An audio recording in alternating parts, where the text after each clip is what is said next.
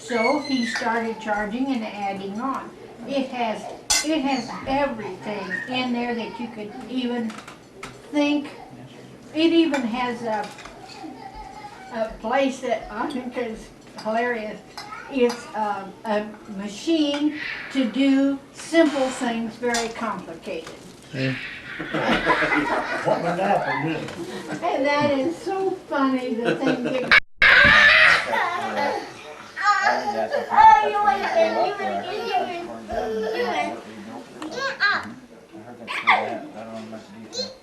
You want to do that again?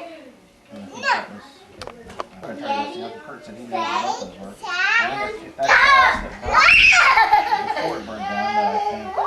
You want to get, you win. And her mom dated, and she basically had the door shut, wouldn't let him in. Again? Foothold in the door, keeping that from getting in. I think it's But I can't vouch for it. That's big enough to Curt up Milo validation there. Yeah, so that would have been, I don't know what year, but she's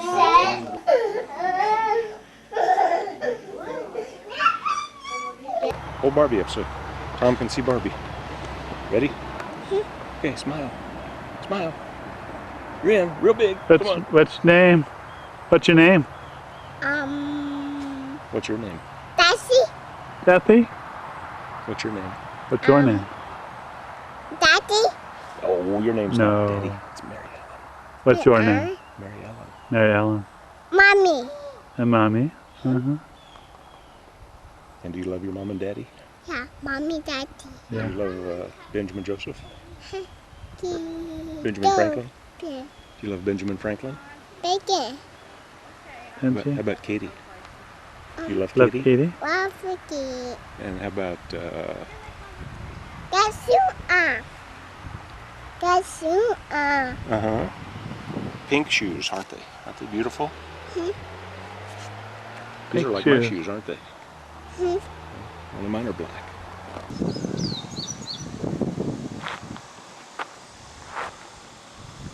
More of the Ozark countryside, right in front of Uncle Curt's house.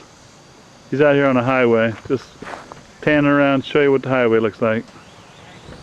A lot of beautiful country out here.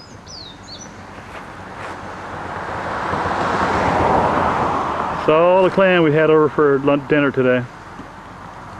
Okay, tell me what's the deal about this bus? What happened with this bus? This is a bus that Mary Ellen was riding, and the last one to get on it before I went to school. And I was riding, and I was sitting in that front seat right there. I'm going to document this. I was sitting in the front seat right there, and she stepped on it when he stopped at the place. I'll show you what Get in she the got film, on. you guys. Get in the film so that Wait a everybody, minute. come on, in the film while he's telling the story, so that makes there the it is. film There's more Russell. interesting. Anyway, she stepped on that right there in that doorway, and I was sitting right there, and our eyes locked. Is that right? I looked in the prettiest blue eyes I ever saw in my life, right there. And that's the bus. And the reason I know it's a bus is because I talked to David, and he knows the history of the bus. That's old Cap Russell's bus. Yeah, I can The engine's gone. How far did that come out? About here? Come out about like here. it there. So why don't you take the body off of your camper and put this on? It'd be good. But anyway, that is the truth. How many people were that hold? 20? Huh? How many were that hold? 2? About 20. I don't know. 6, 8? But that is the bus right there. That's the doors that she stepped on, and I was right there. Oh, wow. And there ain't no doubt in my mind. I know. It's got his name on it. Maybe that's Russell. Huh? That's what's on my Got his name right backpack. on it. Russell, see it? Yeah, Cap Russell. Are you sure? Okay. That's the one. So that's when our dads used to ride too, right? So Milo and Oh, yeah. Chester and Chester rode on this when he was going to high school? Uh-huh. Yeah, that's right. And Oh. Dad. Is that Daniel? Nah. Daryl. I don't know. No, that's Daryl. out there. Daryl. That's the It's one of his boys. brother-in-law. Yeah. Something like that. But that's the one right there. Daniel's really? working in the hayfield. And that's the first time I saw her. I didn't know who she was. But she was the prettiest gal in town. I mean, I'll tell you all about that lady. 67 years old. She was 5'8". She played basketball, very athletic. She weighed 142 pounds. Her hips were 42, her waist was 28, and her bust was 38. 65 to 70 years old. And I married that woman and stayed with her 59 years. And I was a happy fellow. This bus has been here for 52 years. Sitting at the This same bus spot. been sitting right here for 52 years. I don't remember it being here when we'd come and see the Helmings. There's somebody down there. That's Daryl. That's Daryl. Huh? He introduced us to Rosie, Rosie, yesterday. yesterday. He escorted us down to her Yeah, where that's she a works. son-in-law or a brother-in-law. But that's the one right there. There ain't no Connected. doubt, there ain't no, Wow. that is the one. Oh, you're not gonna walk down, are you? Why don't we just stand here and talk about it for a minute? Let me just walk over here. That old rice over where we cut across to go to school through that timber. Our mailbox used to be right there on the left-hand side of this gate. Who all lived On here? that side of the road, on that side of the road. Where are we and who lived here? What happened here? This is where I grew up when I was a boy from when I was 2 years old until I was 17 years old. I was here, and then there's two houses. There's one down here and there's one down yonder. In latter years, I moved down to the lower house. But for the first 2 years, we was back from Kansas. I lived right down yonder, next to that spring. And come April, middle of April, 1st of May, we'd sleep out under the trees, lay on half of a quilt, and the night throw the other half over, and that was our bed until October. Then we moved into the house, and we all slept on the floor, because mother and father and 8, 9 children in one room here. That's the kitchen. There's a door here. There's a door here, and a combination living room with one bed here. The parents slept here, and the kids slept on the floor around the stove where you could see. The bathroom was an open plank in the floor where you get up and relieve yourself through the floor, put the plank back down. That was our bathroom facility. That was the bathroom. Yes. So all the brothers and sisters lived in or around the little cabin? We lived right on the floor. Bedroom was only had 2 rooms like this, a rectangular house. I mean, a long rectangular house, probably 24, maybe 30 foot long. Division in it, and the flue was here, and the stove was there. The heat stove here, the cook stove here, the kitchen table here, and the bedroom was here. There's a combination bed and living room. When it comes night, there's a pallet here on the floor, but quilt spread on it. And there's one here on this side of the stove, and there's a door here went out. And that was our living quarter. In the winter and in the summer, we went here under a bunch of trees, and we'd be piled down like a bunch of sheep grazing in a pasture. Be 6 or 7 of us sleeping out under the shade trees on the ground. And there's a spring right down here, down to the left of it. You go down there with a 12-foot water bucket and dip up water and carry to the house. That was, always get a bucket of water for night water, have for breakfast the next morning. And one dipper in the bucket with water to everybody out of the same dipper. Oh, and no cabinets, and all of the cornmeal and flour and stuff set in bags on the floor back in one corner of the building. And there's an oven there where we bring forward to make biscuits in the oven and fry on top of the stove. And well, an old country stove. No such thing as gas or modern, no electricity, an old kerosene lamp for light. If you want light for the night, you go to town and get a gallon of kerosene, and you have an old lamp. And the wick in it, you have to trim it ever so often. And when you trim it not even, when you'd have cat ear lights like this, it'd be a fortune. You know what I'm talking about. You know I do. Very primitive living, and this ground was never cleared off like that, and that was all brush. Up here we'd make posts to fence the place, and those old felled post oak trees, the brush around them, the quail were numerous through here. What the ground that you see here, there might be 20 different coveys of quails in here.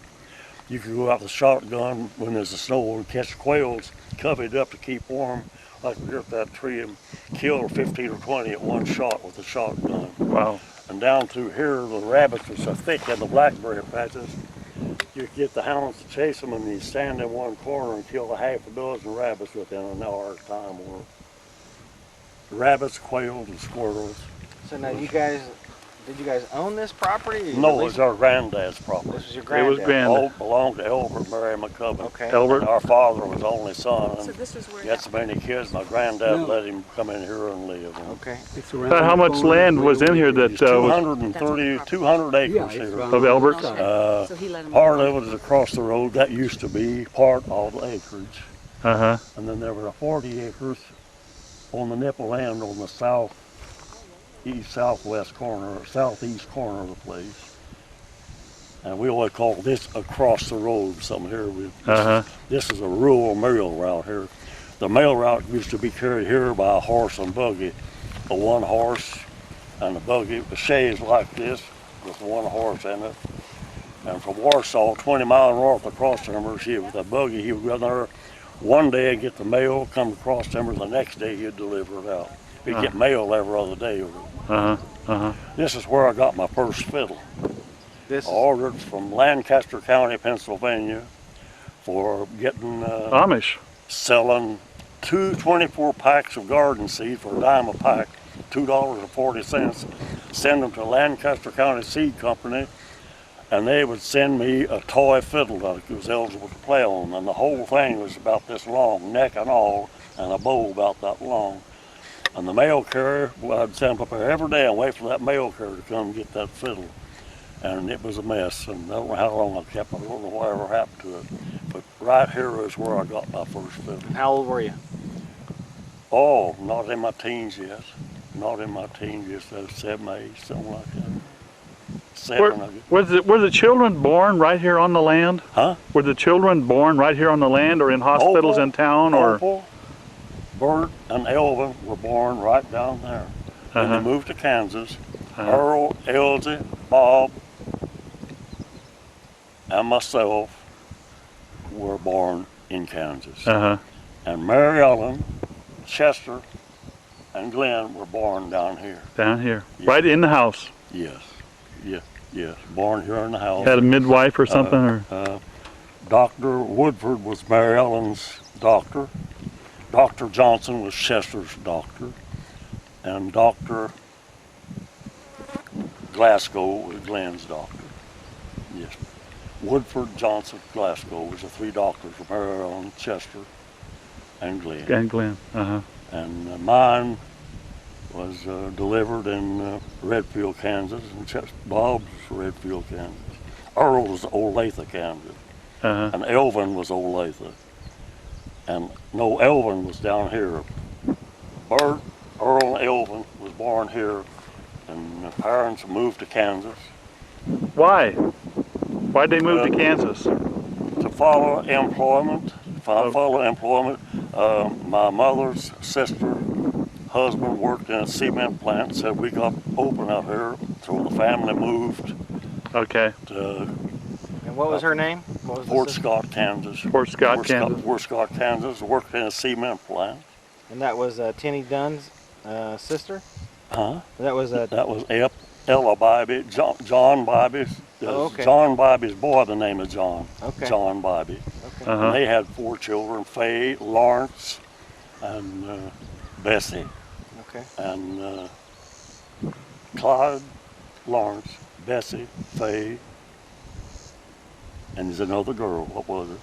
But anyway, they were my first cousins. Uh-huh. But I seldom seen them. They come in once or twice in my memory that they came from Kansas to visit down here. Uh-huh. And this is where my mother died, right down here. Uh-huh. Oh, see. March the 24th. Uh-huh. March the 24th, 1934. Uh-huh. About what year did they move back here from Kansas, do you know? 1921. 21. Yeah. Uh-huh. Moved back in a T-model Ford. Who was the last person in the family to live here? Bert? Bert. Yeah. And what year did he leave this? He lived here in partially down from McPherson place. He bought a place down on the river. He Okay. there and here. Oh, back and forth. Okay. I guess in the 80s, In the in 80s. the 90s, Oh, so he was still living down here in the 90s. Oh, yes. yes Oh, okay. Yeah. But was there still, there's not a house down there now, right? No, they haven't. But there's an old house that was replaced, two-room house as a makeshift when the house that her mother died in burned down, and they built a little two-room house in about 4 days. Uh-huh. And it was nothing but a hog shed. Uh-huh.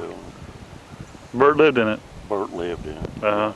And raised hogs and strawberry patch.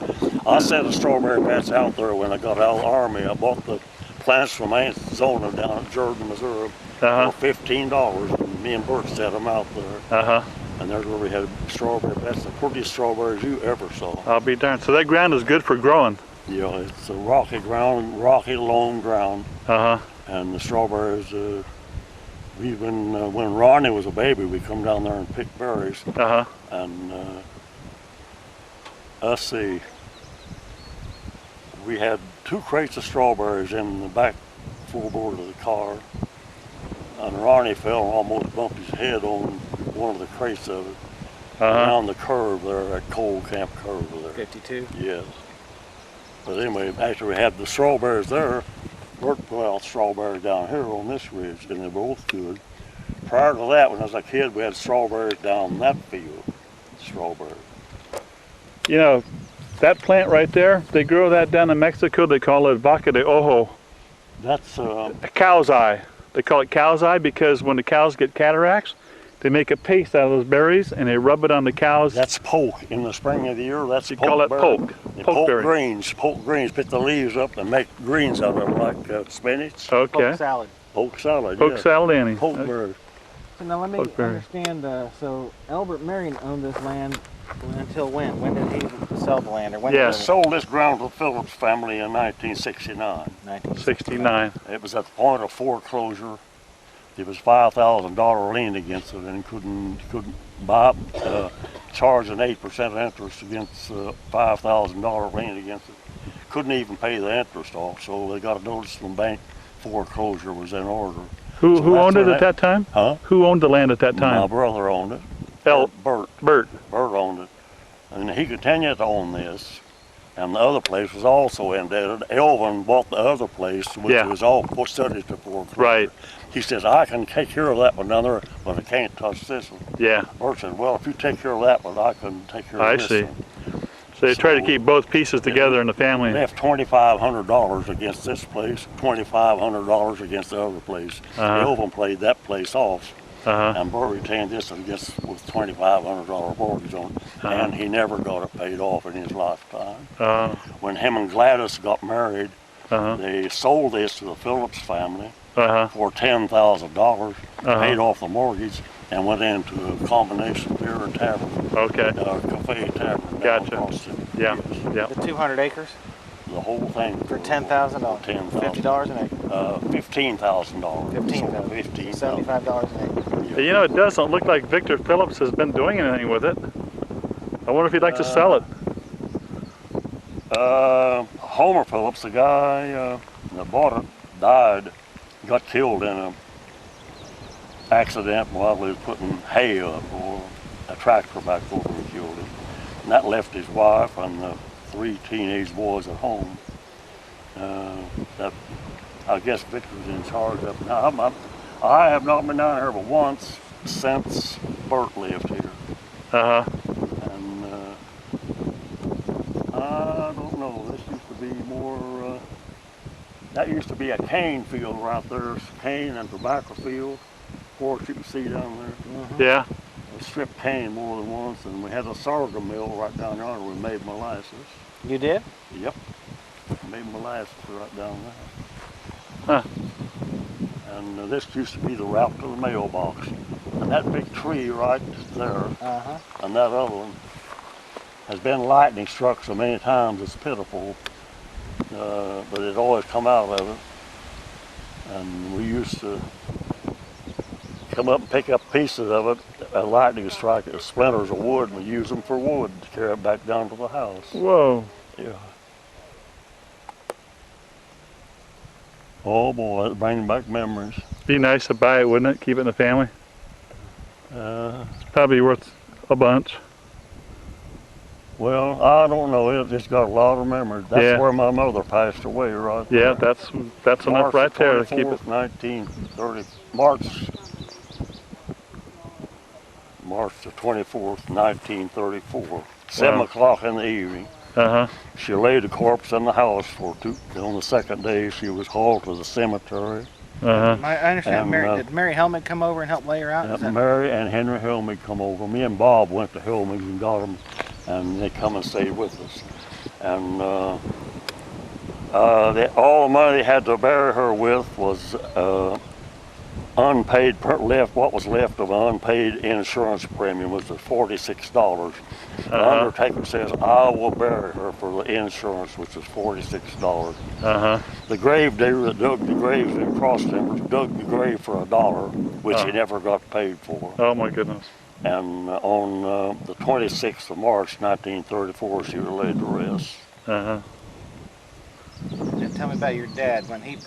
Where was And he? he went living? alcoholic then, and the alcoholic was so strong, alcohol wouldn't do him no good, and he got canned heat, wood alcohol. Oh, Like a my. half a gallon fruit jar, added 3/4 of water, and put a can of Sterno heat in there, and that was it. It shot his brain and had to take him to the asylum, and he died in the state sanitary. Down in Texas or something. He died here in Kansas. Oh, did he? On the borderline, New Veda, Missouri, straight across from Missouri. It's this side in Missouri, right across from the Kansas line. He died August 6, 1939. Which is tomorrow on our calendar. Yeah. Today's August the 5th. Yep, he died 1939 tomorrow. What's your last memory of him? Huh? What's your last memory of when's the last time? Fishing trip with him down to Niagara River, down to Cay's Ford, and we got ready to break the fishing camp. We had been making pancakes and mixing the dough up in a half a gallon fruit jar of water from the creek, and then flour and baking powder. And he wrenched that jar out, cleaned it, and drank it with the remnants of the dough that was in the jar. I remember that. And we walked a 6 mile home. And we stopped and rest. And then before he went to the sanitarium, he went and stayed with his grandparents up in that place, which is 5 miles that way from here. That's the crow fly. That was the big white house? Yes, that's the one that's not there no more. That's the one that shows where Granddad and the family are. Well, that's where he went to his mother's when he was left there to go to the sanitarium. So he knew what you could just tell his brain was turning to mush. What was he just kind of incoherent? What was the symptoms of him going before he went to when he knew he had to go to the sanitarium? He wanted to murder everybody he's seen. Oh. He was very belligerent. He wanted to. Yeah, he was out of his mind. Out of his mind. He didn't have no mind. It was gone. Yeah. His physical status was still strength. Yeah. Yeah. But the brain was not there. Yeah. Imagine drink that's over 100% alcohol or more. Yeah. Sterno canned heat. Yeah. They use it as a campfire. Yeah. Open it up and light it and it burns. That's what he was drinking. Yes, that's what he was drinking. And it was a pink color, a deep pink color. And he had said drank a half a gallon of that within the evening's time and then just lay down when he's laying prone, dormant. Kind of like sniffing glue or something, huh? Well, more so or worse. Yeah, or worse, yeah. But that's what happened to him. Yeah, wow. And I don't know if he could blame him. Nobody to blame, but yeah. Circumstance, weakness, human weakness. is what done it. Yeah. The loss of the wife and children that were still not able to take care of themselves in ages. That was in 1939, and I was born in 1919, so I was 20 years old. I was in the Civilian Conservation Corps, so was Bob. Yeah. Mary Ellen, Chester, and Glenn was here, and Bert was taken care of. And Elvin and Earl was in Oregon and Washington.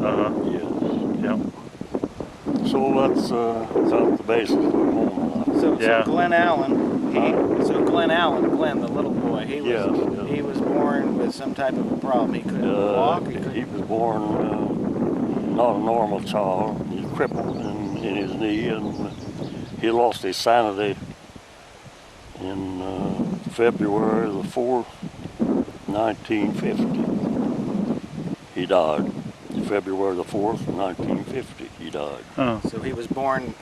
He was born in September the 16th, 1929. So he was 21 when he died. He was 21 when he died. Was he mentally retarded? Was he mentally retarded, or did he just was he ever normal and went? He wasn't. Was he always affected? Malnutrition.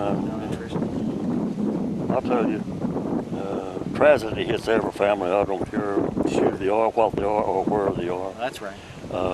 All families in the Depression years went through such as we went through. Yeah. People worked hard like slaves trying to make a living and make ends meet. Right. And a human body can only stand so much. Yeah. And it's not like a tree that will grow year after year after year. I remember when that tree was practically where you could climb up and bend it over and make a playhouse out of it. That one right there. That tree right there. Yeah. Yes. A lot of memories there. Some good memories, some bad memories. What's a good one? Tell us a good one. Grabbing a fishing pole, going to Starkers Creek fishing. We used to have a cornfield down there. We get the corn laid by, we go on down the creek, cut us a creek pole, and carry a line, fishing line in our watch spot, down catch a big nest of sunbirds. Clean them down the creek and bang them back and fry them. Fry fish. And then squirrel hunting, all that timber you see yonder was area we squirrel hunted and possum hunted at the end of the night with the dogs. Was that part of Albert's land, all the ridge over there? To an extent. Part of it. When the skyline meets over yonder, it goes to somebody else. Oh, okay. And about 2 blocks from where you see here, it joined another timber, what's called a spickered timber. Okay. Somebody in California owns that. Oh, is that right? They paid taxes on it, but they never come to see about it. Everybody hunted on it, and there's never no posted signs. There's always never no posted signs on there. It was free range for everybody. Yeah. Squirrel hunting, possum hunting, and mushroom hunting. In the spring of the year, up that draw for where the branch was, there's ultimate piles of mushrooms in there. But this high ground here in the summertime, it's like it is now. How could cattle live right here? This is the way it was in '34. Yeah, like this. This is the way it was, yeah. And when there was no electricity, that REA came in there, and when Bert was living here. After I was in the CC camp, went to the Army in June 18th, 41, I sort of turned loose of all holds down in here. In October 1940, I left and went to Sedalia to start playing on the radio for October 1940 until May the 1st, 1941. I was playing on the radio, playing the fiddle. You and Bob? Playing the fiddle on the radio, you and Bob? Me and Bob. Yeah, I saw the pictures of that. And the Slim three Hader. of us, yeah. Slim Hader played it? Another boy, Daniel Pennell. Okay. We're at another cemetery. This is where my dad's father is buried and his dad's father. There's Bibees and McCubbins in here. We got Uncle Milo with us and Uncle Curt and Janis and Sean, and they're all at It's August 4th. That's the day that... This is Mary J. McCubbin Mary Jane and Albert M. McCubbin, buried right there. That's our grandpa, Joseph D. McCubbin. He was born June 30th, 1884, same day that Chester Harold, my father, died. Mom and Dad right there. And he died on August the 4th, 1939, and today is August the 5th, 2007. So we thought that was kind of an unusual thing. And there's Mary Jane's mom and dad right there. The John and Elizabeth. That's Mary Jane, that's Joseph's. No, that's Mary Jane's mom. Mary Jane's mom, Elizabeth Baby, Yeah. and John Baby. Yeah, and so John's dad was Levi, and Levi was married to Jaley Birdsong. Yeah. Sean.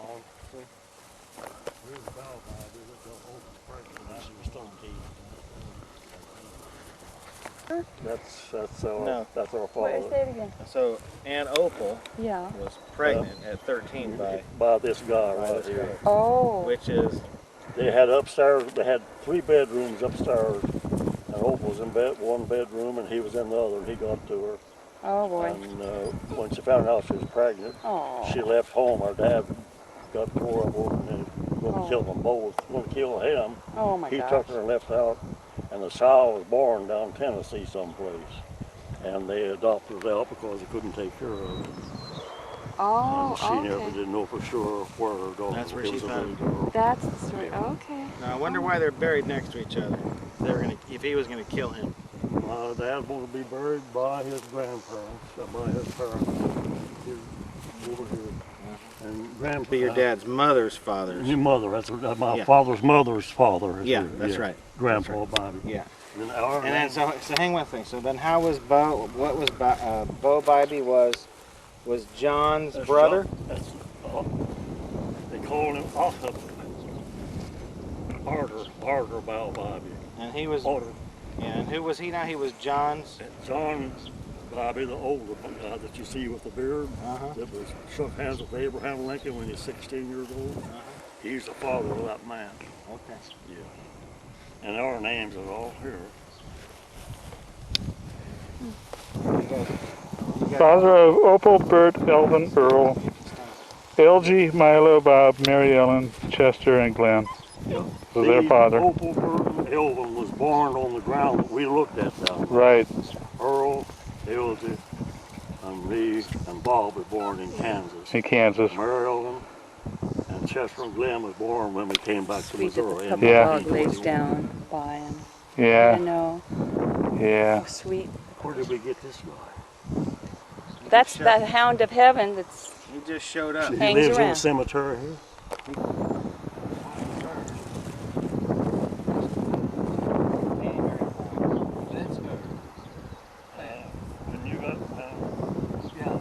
around.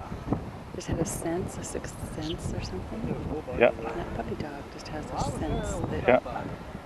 there needs to be intercession for these souls. That's their granddad. Lily Sue's granddad. Yes. Was your Bluefield is grandmother's sister, brother. It's Got it. my grandmother's great niece, Uh-huh. Billy and Sue. Now I'm still trying to figure out who he is. I know what his name is, but he's related. So he was Mary Jane's So this brother. Bluford baby is our great grandma Yes. Mary Mary Jane's Jane. brother. Yes. That's her brother. Mary Jane. And But God's given you such a special gift with that music that no. in 1854 in Miller County, down by Camden, Missouri. Elbert McCubbin, your grandpa. And then he went by covered wagon when he learned the carpenter trade down Forest, Muskogee, Oklahoma, down in the Indian Territory. Okay. And he lived and worked from the covered wagon and batched and built the campfire outside where they cooked. And occasionally the Indians would ride by him a horseback and he'd think he's in after him. And he was standing up in the back of his covered wagon with a double-barrel shotgun to defend his family. And he seen they wasn't going to bother, and they'd go on by, so he'd take care of everything. And one night, after they had killed some prairie chickens and cooked food on the outside in a rock fire, he heard some disturbance out there, and he looked out, and there's a big black bear eating bones from the pheasant. Yeah. And he took the side of his broad axe, it was the one-bitted axe, and hit the bear in the ribs with that axe, and the bear took off through the brush. Wow. And then they had one daughter by the name of Dora, 7 years of age. She died with pneumonia down there. They buried her near in Muskogee, Oklahoma, someplace. And then they came back up here and settled where we've been. Okay. Yes. Okay. Yeah. Now we heard that he was a preacher. Preacher? No. He was a preacher, but the girls were church girls. Huh? His daughters were all church girls. Or something, Aunt right? Zoni, Aunt Zoni was very religious and taught Sunday school, but no, his he wasn't particularly religious, and he wasn't a preacher or anything like that. No, but he had he never had any profanity in his speaking. Instead of saying by God, he'd say by Gad. By Gad. He always smoked a little pipe, and the bowl up rested on his chin when he talked. A little Wellington pipe, and the stem had a little silver stem between where the stem met the bowl of the pipe. He raised his own tobacco and had it in the tobacco loft. And he would sell what he didn't use. He raised enough for his own use and then some to sell. That was some of his income. And I've worked in his hay field more than once in hay making time for 50 cents a day. He'd take his pocketbook out, double pocket, little snap on it, pull it out, and give me a $50. Oh, And I was happy as a lark. well, yeah. For work, looking for You work all day for 50 cents a day. This Yeah. man hired me. Yeah. Hey, so much for Grandpa McCubbin. Yeah. And I don't unity or harmony in the family. Yeah, yeah. Usually if there's 3 boys and 3 girls, it's pretty much of an even split. Yeah. You know? But Yeah. 6 girls and 1 boy. you think Yeah. that the one boy would, When they go into puberty and everything, and there's 1 Yeah. boy around, and you'd think that he my would. father, I guess, got married when he was, that picture there was, he was 21 years of age. And I think my mother was 18 when they got married. I think, no, I'm not sure. About 18, So much for that. Good. Yeah. Is Jim Smith. He married my That's like grandmother's grandfather. sister, Eliza Bybee. Oh, is that right? Eliza Bybee. Myrtle Smith's. It's so sturdy. Myrtle Smith. Yeah. She was Replenished. Renewed. married to Myrtle Smith married. Wait a minute, I've got it wrong. No, I'm right. That's Myrtle. Used to be Myrtle Bybee, her maiden name. Oh, Myrtle Bybee was her maiden name. But anyway, Who, now, who, married John Green. and who was she when she was Myrtle Bybee? She was your She was my grandmother's grandmother's daughter. no, not daughter, sister. Sister. Okay, so she'd been your aunt. She'd been your aunt, yeah. She married Jim Smith. That's how she got the name. Bybee married Jim Smith. Okay. Then later on she married John Green. John Green. I see. That original. Myrtle Bybee. I'll be darned.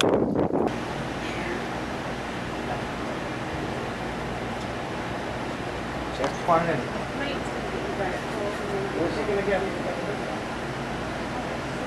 This is downtown Hermitage, Missouri right here. This is the county seat of Hickory County. County that Dad was born in. It's downtown.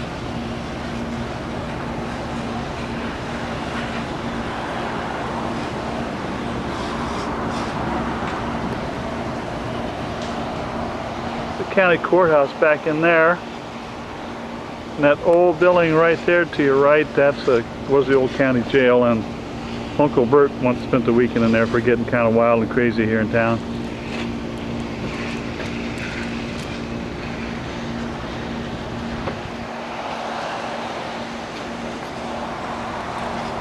You want to see?